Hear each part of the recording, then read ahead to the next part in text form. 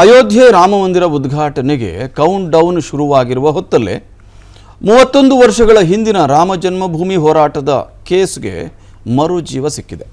ಕರಸೇವೆಗೆ ಮುನ್ನ 1992ರ ಡಿಸೆಂಬರ್ 5ರಂದು ಹುಬ್ಬಳ್ಳಿ ನಗರದಲ್ಲಿ ಗಲಭೆ ನಡೆದಿತ್ತು. ಈ ಸಂಬಂಧ ಶಹರ ಪೊಲೀಸ್ ಠಾಣೆಯಲ್ಲಿ ಪ್ರಕರಣ ದಾಖಲಾಗಿತ್ತು. ಇದಾದ 31 ವರ್ಷಗಳ ಬಳಿಕ ಪೊಲೀಸರು 3ನೇ ಆರೋಪಿಯನ್ನು ಬಂಧಿಸಿದ್ದಾರೆ. ಈ ವಿಚಾರ ಬಹಿರಂಗಗೊಳ್ಳುತ್ತಲೇ ಹಿಂದೂ ಪರ ಸಂಘಟನೆಗಳ ಕಾರ್ಯಕರ್ತರು ಪೊಲೀಸ್ ಠಾಣೆ ಎದುರು ಪ್ರತಿಭಟನೆ ನಡೆಸುತ್ತಿದ್ದಾರೆ. ಇದೇ ವಿಚಾರವಾಗಿ ವಿಪಕ್ಷ ನಾಯಕ ಆರ್ ಅಶೋಕ್ ಅವರು ಸರ್ಕಾರದ ವಿರುದ್ಧ ಹರಿಹಾಯ್ದಿದ್ದಾರೆ. ಹಿಂದೂ ಕಾರ್ಯಕರ್ತರ ಕಗ್ಗೊಲೆ ಕೃತ್ಯಗಳ ಬಳಿಕ ರಾಜ್ಯ ಸರ್ಕಾರದ ದ್ವೇಷದ ರಾಜಕಾರಣ ಮುನ್ನೆಲೆಗೆ ಬರ್ತಾ ಇದೆ ಅಂತ ಕಿಡಿಕಾರಿದ್ದಾರೆ. ಈ ಪ್ರಕರಣದ ವಿಚಾರವಾಗಿ ಗೃಹ ಸಚಿವ ಪರಮೇಶ್ವರ್ ಪೊಲೀಸರ ನಡೆಯನ್ನು ಸಮರ್ಥಿಸಿಕೊಂಡಿದ್ದಾರೆ. ಉದ್ದೇಶಪೂರ್ವಕವಾಗಿ ಹಿಂದೂಗಳನ್ನು ಟಾರ್ಗೆಟ್ ಮಾಡಿಲ್ಲ ಅಂತ ಅವರು ಸ್ಪಷ್ಟನೆಯನ್ನು ಕೊಟ್ಟಿದ್ದಾರೆ.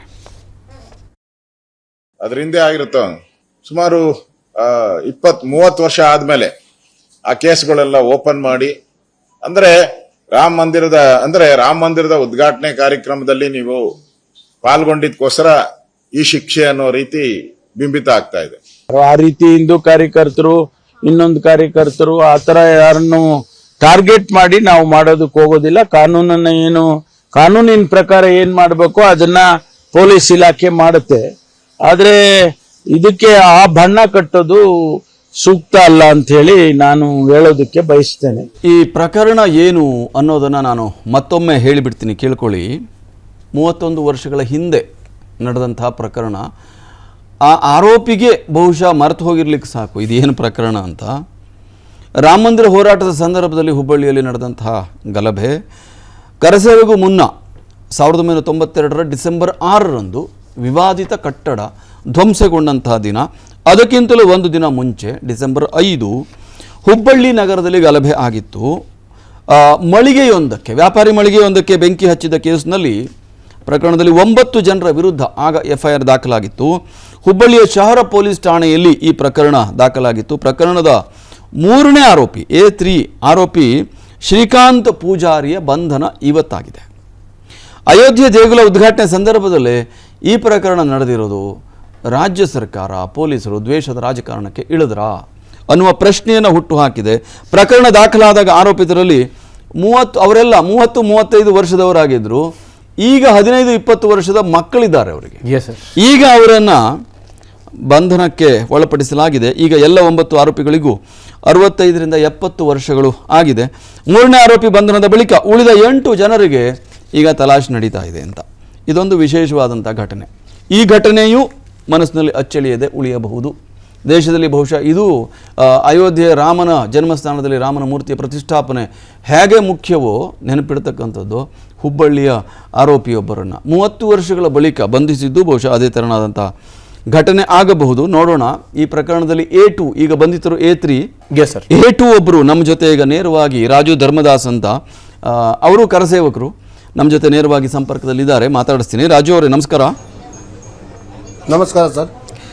ಏನಿದು ಹುಬ್ಬಳ್ಳಿಯ ಪ್ರಕರಣ, ಯಾಕೆ ಈಗ ಬಂಧಿಸ್ತಿದ್ದಾರೆ, ಏನಿದರ ಹಿನ್ನೆಲೆ, ಏನು ಅನ್ನಿಸ್ತಾ ಇದೆ? ನೀವು A2 ನಿಮ್ಮನ್ನು ಅರೆಸ್ಟ್ ಬರಲಿಲ್ವಾ ನಿಮ್ಮನ್ನು ಹುಡ್ಕೊಂಡು? ಸರ್ ಇದು 7ನೇ ತಾರೀಕು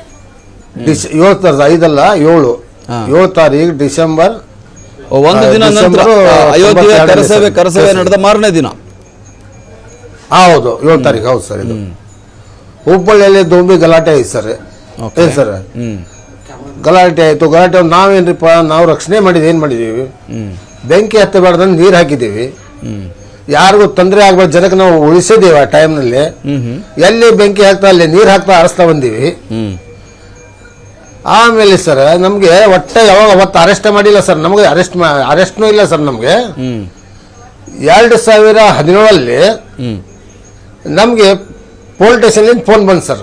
ಟೌನ್ ಪೊಲೀಸ್ ಸ್ಟೇಷನ್ 2017 ನಿಮ್ಮ ಮೇಲೆ ಒಂದು ಹಳೆ ಪ್ರಕರಣ ಇದೆ, ಮತ್ತೆ ನೀವು ಅದಕ್ಕೆ ಬೇಲ್ ಮಾಡಬೇಕು, ಅಂಟಿಸಿ ಬೇಲ್ ಮಾಡಿ ಬರ್ಬೇಕು ನೀವು.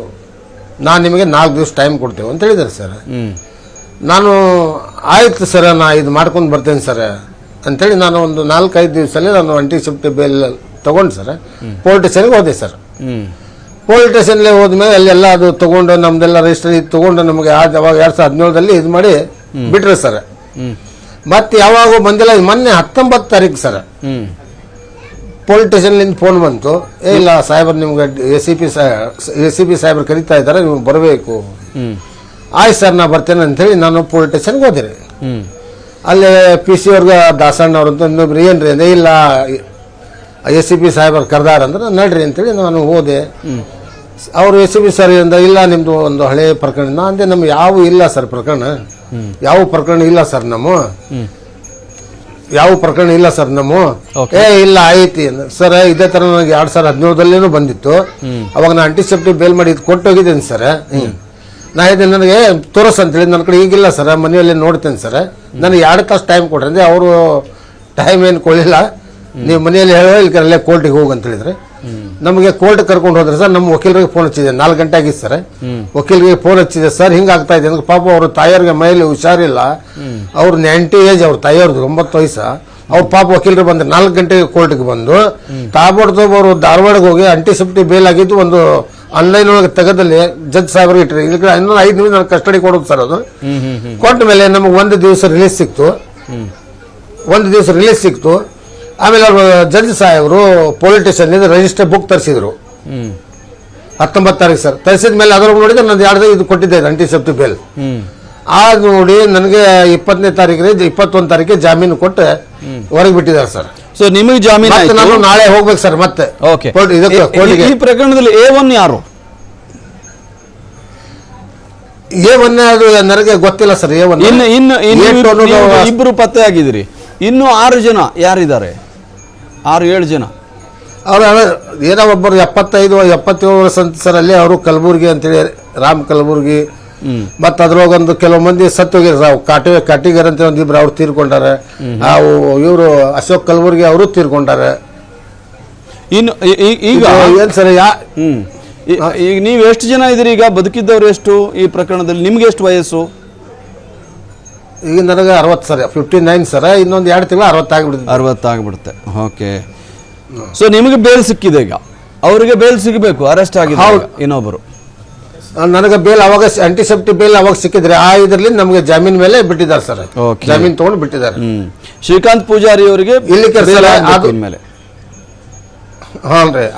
ಪೊಲೀಸರು ಏನ್ ಹೇಳ್ತಾರೆ, ಇಷ್ಟು ವರ್ಷ ಬಿಟ್ಟು ಈಗ ಯಾಕೆ ಅರೆಸ್ಟ್ ಮಾಡ್ತಾ ಇದೀವಿ ಅಂತ ಪೊಲೀಸರು ವಿವರಣೆ ಕೊಟ್ಟಿಲ್ವಾ ನಿಮ್ಗೆ?